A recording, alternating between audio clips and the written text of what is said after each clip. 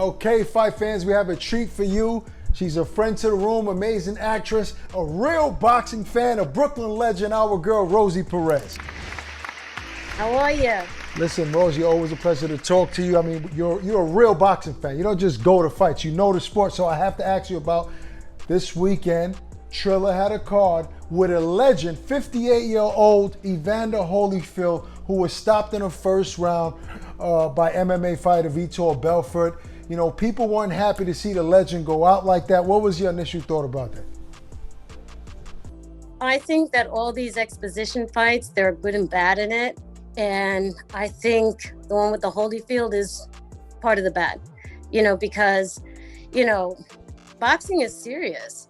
And right now, I think that with a lot of these exhibition fights, people are not taking it seriously, and people can get seriously hurt.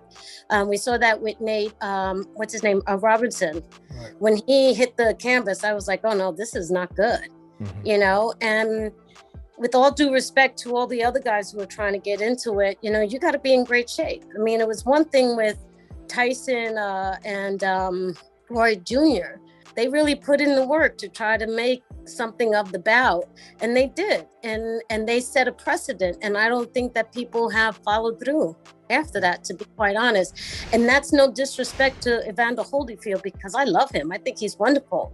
You know, first time I met him was over the phone, and he was just the nicest gentleman. And you know, but to see a legend like that is just, you don't want to see that, you know what I mean? And it's no disrespect to him, I really don't want to see that. Right, and that means a lot coming from you being the person that's called the first lady of boxing. I guess that means you must have married the president, whatever that means. But you have a lot of boxing knowledge. Now, what do you think about Jake Paul himself? Now, I understand maybe you're not a super fan of all of these exhibitions, but what about Jake Paul, who seems to be taking it seriously, but he's not fighting boxers yet? Do you think he's good for boxing or what?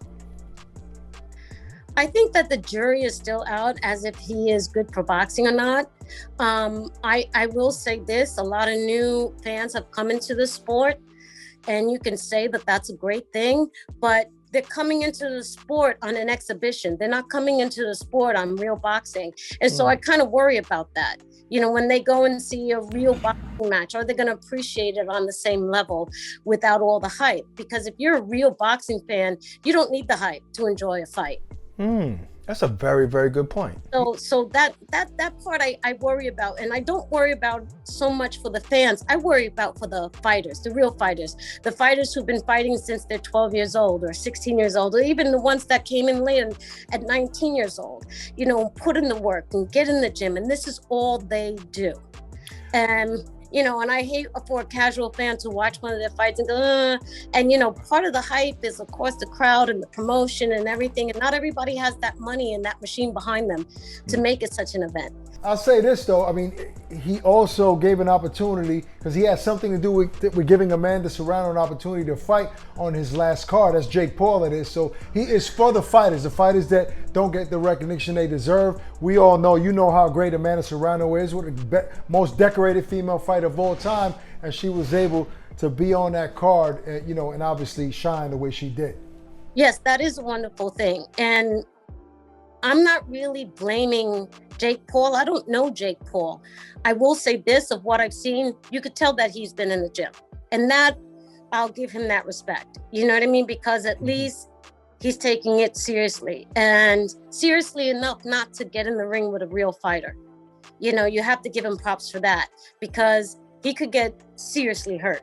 And what he did for Amanda Serrano, I agree with you, it's amazing, because a lot of people didn't do that for her. And she should have gotten that respect a long, long time ago. And it's kind of pathetic for the boxing world to have someone on the outside of the boxing world doing that for her. But still, this has nothing to do with Jake Paul. To me, this has everything to do with these exhibitions. It's like, if we're going to do it right. And if you're going to do it seriously. You know, because that's the reason I was there for a Mayweather versus Logan, and it looked like just wasn't a good look. It wasn't a good look all around, you know, and I just sat there and I just I worried about boxing. I'm just going to be honest with you. I really did worry about boxing. And boxing is an extraordinary sport. This is not a unionized sport. It's not like the NFL. It's not even the UFC. You know, it's not, you know, the baseball league or the soccer league or anything. There is no control in boxing. There are individual promoters and what have you. And if this thing catches fire, you know, good for the fighters, you know, but what happens to the other ones? What happens to the serious boxers who this is their career? That's where I'm coming from. That's where I'm worried about. Do you understand what I'm trying to say? Understand what you're saying 100%. We hear your passion, your love for the sport, you know, in your answers. You know, years ago we asked you on our show, who do you think's gonna win between Wilder and Fury? And literally 3 years later, who would think that we'd be asking that again? Who do you give the upper hand to?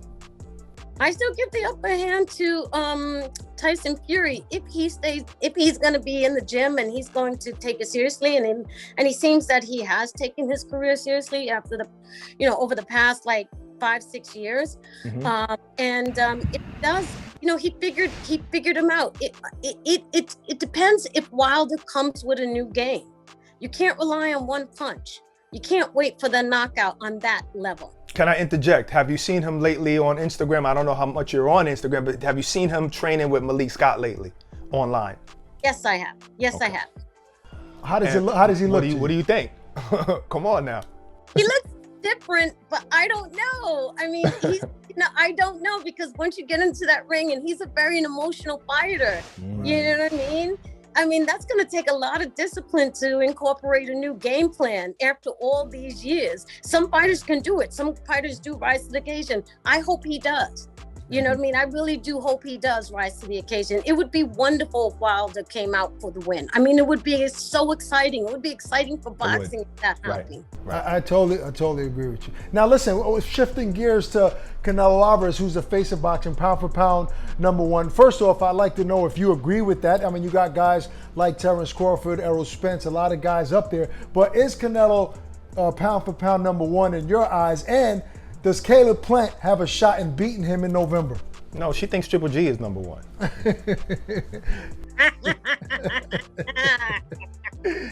We'll get to the Triple G talk later, but talk to me about Caleb Plant and Canelo Alvarez, Rosie. Who wins that fight? Wow, that's a tough one. I think that Caleb Plant is a long shot here, guys. I'm sorry, I do. And I think that Caleb Plant is a really great fighter. I like him as a human being. I think he's a stand-up guy. I think he's good for boxing. But I think that Canelo is just been a phenomenon. He keeps getting better as he gets older. You know, he's getting smarter.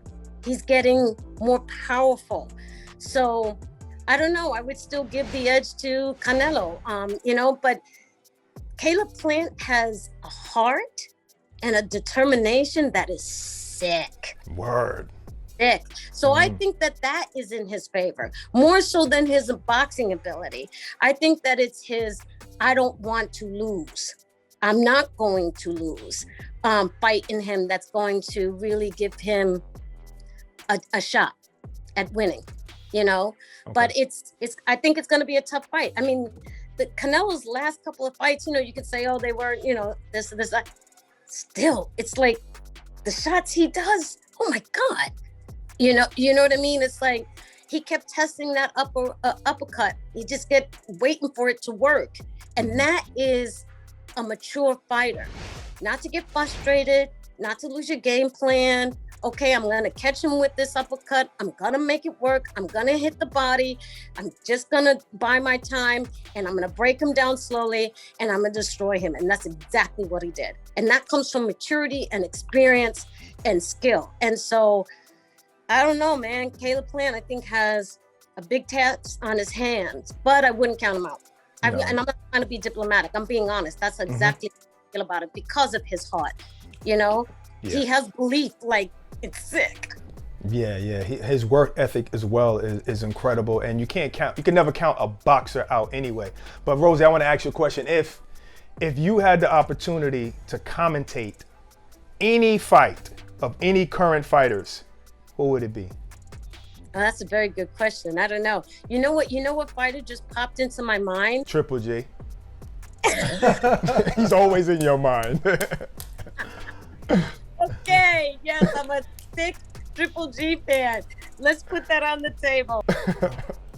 I think it would be Terrence Crawford, because Terrence Crawford is so exciting to watch. He has that street in him that he's like, oh, you ain't gonna me up. Yeah, he's vicious. Oh, you got in that shot?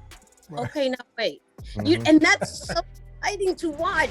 I remember I was at that fight with his last fight, and I said, oh my God, he's gonna get him. He's gonna get him. And people like, nah. I go, no, he's gonna get him because he got off. Kavalaskis, probably. You're probably talking about that fight.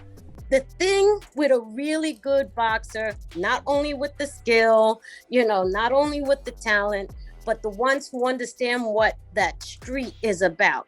The street is about is showing no fear. The street is about, I'm so pissed off at you. Watch me maintain my composure and beat the hell out of you and give you the beatdown of your life. That's Terrence Crawford. That's him all day. So wait up. I'm gonna put you on the spot now. Look, we all saw what Errol Spence was able to do after the accident, beating Danny Garcia, and then coming back. I mean, just shining. He obviously got injured, so we didn't get a chance to see him against Manny Pacquiao. But if eventually the fight happens between Errol Spence and Terrence Crawford, who are you picking for that one? Oh, I don't know. I have this debate with my cousin Sixto all the time, and we go back and forth because we're fans of both of them. We know both of the fighters and everything like that.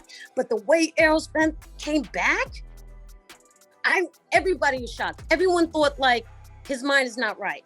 After that car flipped and he almost died, he's not going to be the same fighter. And he's been back, man. He's I don't know, man. That's going to be a tough fight.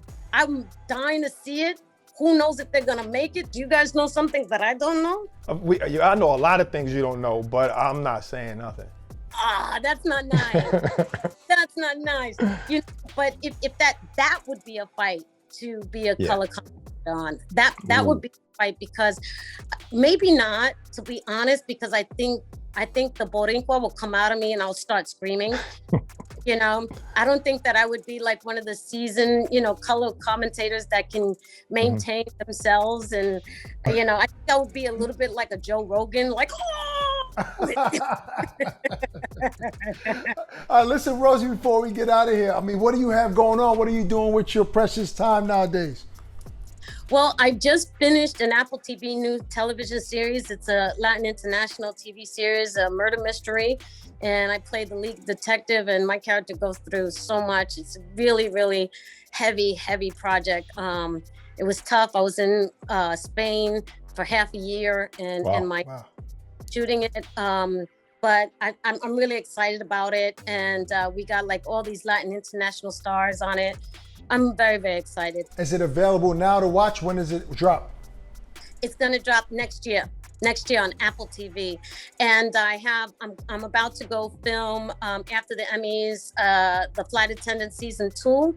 And I'm so excited about that with Kelly Coco. And I don't even know what's going to happen to my character. They won't tell me the full, arc. But what they have told me, it's really, really good. It's really good. And I start that in late September.